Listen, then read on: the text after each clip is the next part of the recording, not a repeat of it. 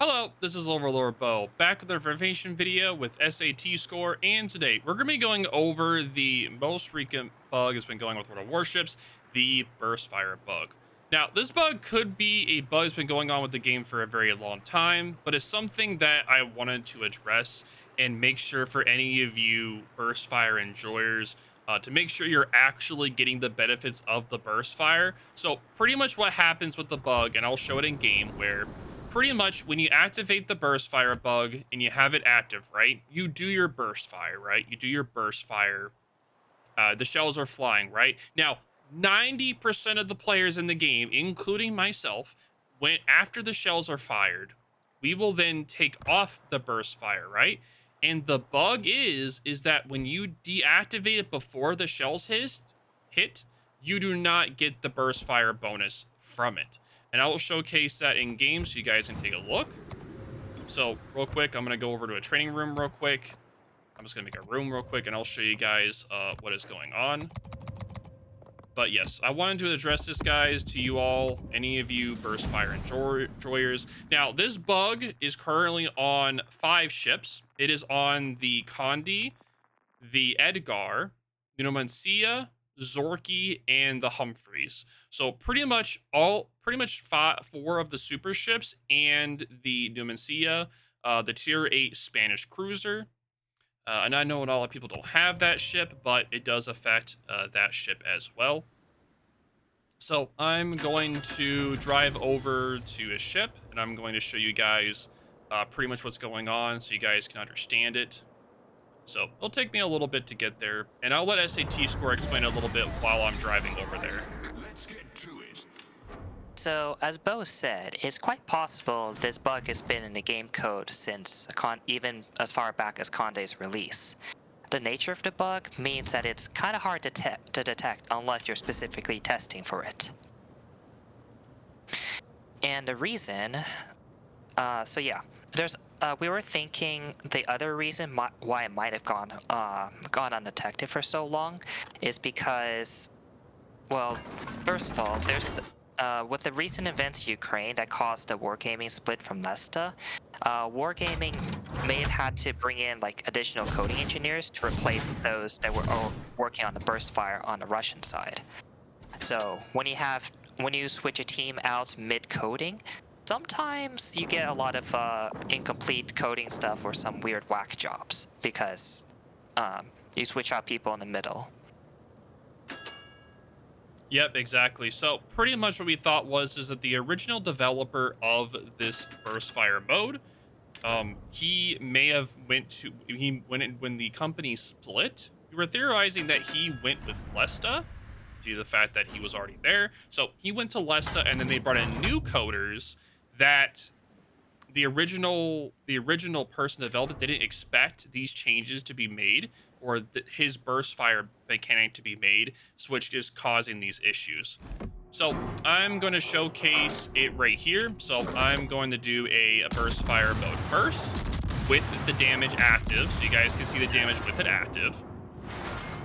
So pretty much about 54,000 here.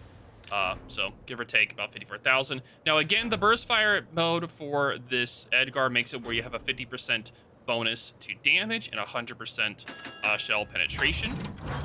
So we're just gonna wait for that to be done. Now we're gonna make it where instead of we're having it active, whenever all the shells are fired, we are going to deactivate it. So pretty much as soon as I click the button to fire, I'm gonna deactivate the F. So I'm gonna deactivate it. You guys can take a look with that. And as you can see, it is significantly less damage than compared to the one where you had the F active. So pretty much what happens is that think of this F, pretty much how World of Warships enacts shells and it enacts like ships and shells. It's counted as one entity, right? So shells that are in the air are still affected by the ship that is going around, right? So yourself. When you activate and deactivate that burst fire, it gives and takes away the bonus of shells that are in the air. Pretty much. So like if you do a burst fire with one gun here, just do like a little shooting right there. As you can see, one whole salvo right there is 3,000. I'm trying to showcase once it's saturated so you guys can get a better understanding. So, as you can see right there, it is about, let's see, I'll do it one more time. So per 2 shells that hit are 1,500, correct? So when 2 shell hits this little area right there, it's 1,500 damage. Now watch what happens when I take off the F key during that. It goes from 1,500 to 1,000, right? So even if you do the burst fire, it does not give the bonus unless you have the F key active. So pretty much what this video is about, it is to make sure that if you are playing these ships, you keep the F key active until all of the shells land, right? So pretty much what you could even do it with some of the salvo, right? So you can do like this where it's this, and then you can take it off. So you can see the damage change. As long as the button is active, you can get the damage hit from it. As long as you're doing the burst fire, right? So make sure if you're using the burst fire mode on the Edgar or any of the ships that are listed, and I'll show you guys them at port so you guys can take a better look. But pretty much, if you look right here, so the ships that are affected are the Edgar, the Conde, the Numancia, the Zorkiy, and the Humphreys. So if you play any of these ships, make sure that when you're using the burst fires, you have it active until after the shell hits, and then you can take the burst fire off, right? So that's how you do it.